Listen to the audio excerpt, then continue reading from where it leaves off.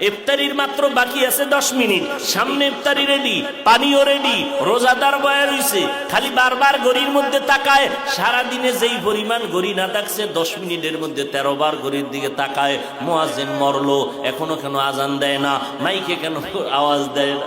ঠিক নেই, মাথা গরম, এখনো টাইম হয় নাই।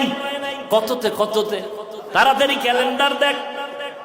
আল্লাহ কয় ফেরেশতা তাকায় দেখ, মাত্র 10 মিনিট বাকি, পেটের মধ্যে প্রচন্ড ক্ষুধা, পানির পিপাসা, সামনেও খানা রেডি, পানিও রেডি, এরপরও কেন পান করে না, খায় না, ক্ষুধাও আছে। আল্লাহ কয় ফেরেশতারা জানুনি? কয় জানি না।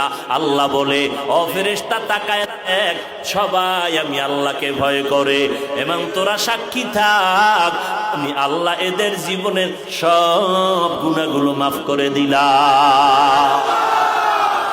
তাকওয়া অর্জন করো রোজার মাধ্যমে। এরপরে আল্লাহ কয় জবানটারে হেফাজত করো।